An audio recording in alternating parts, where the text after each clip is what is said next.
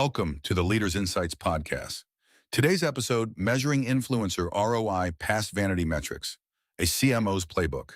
Every CMO I know brags about influencer campaigns pulling 10 million views. So tell me straight, does a view mean anything? Almost nothing. A view means a phone was somewhere near a screen while a video autoplayed. It's the marketing equivalent of counting how many people walked past your store without checking if a single one came in. Harsh, but those are the numbers agencies put in the deck. Of course they do, because they're easy to inflate and impossible to argue with. Likes and follower counts are what we call vanity metrics, numbers that look impressive and connect to nothing you can bank. The follower count is the calorie label on a bag of chips. Technically true, tells you nothing about whether it's good for you. So where does a CMO actually start if they've been living on likes? You start by picking one business outcome per campaign: revenue, retention, or brand equity. The value of your name in someone's head. Not all three.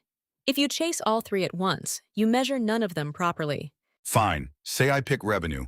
How do I connect a TikTok video to a sale? 3 tools in order of honesty. First, unique codes and links. Each influencer gets their own, so you see exactly which sales trace back to them.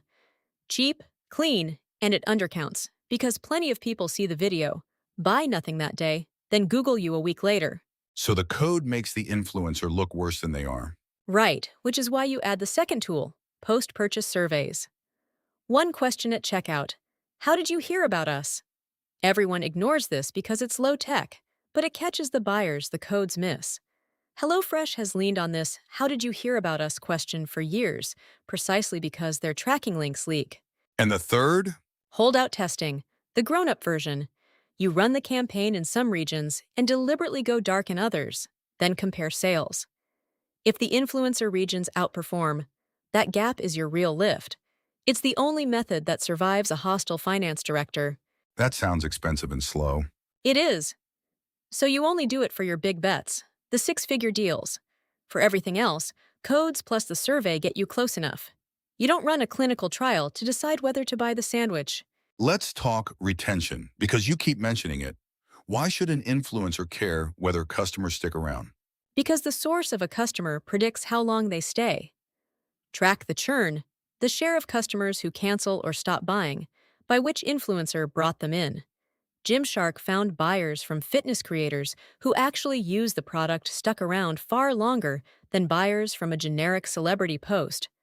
Same acquisition cost, wildly different lifetime value. The total money a customer spends before they leave. So a cheap influencer with loyal followers beats an expensive one with a broad, indifferent audience. Often, yes. And you'd never see that if you stopped at the first sale. The vanity metrics crowd would have crowned the celebrity and quietly bled money for a year. What about brand equity, the fuzzy one? How do you put a number on whether people think better of you? Brand lift surveys. You poll people exposed to the campaign and a matched group who weren't, and measure the difference in, would you consider buying this? Vendors like Kantar sell this, and I'll flag Chare, it's their product, so treat their benchmarks as a starting point, not gospel. But a 10-point jump in consideration is real signal. Give me the one number a CMO should put on the dashboard tomorrow. Incremental revenue per $1,000 spent, per influencer. Not reach, not engagement. The actual extra sales you got that you wouldn't have otherwise, divided by what you paid. And if an influencer can't produce that number? Then they're an entertainer you're subsidizing, not a channel you're investing in. Both can be fine. Just know which one you're paying for. So the takeaway? Tomorrow, add one column to your influencer spreadsheet. Incremental revenue per 1,000 spent. Anyone who can't fill it in gets a hard conversation, not a renewal. Done. Want to know where you actually stand? Take the CMO self-assessment at mba-training.com.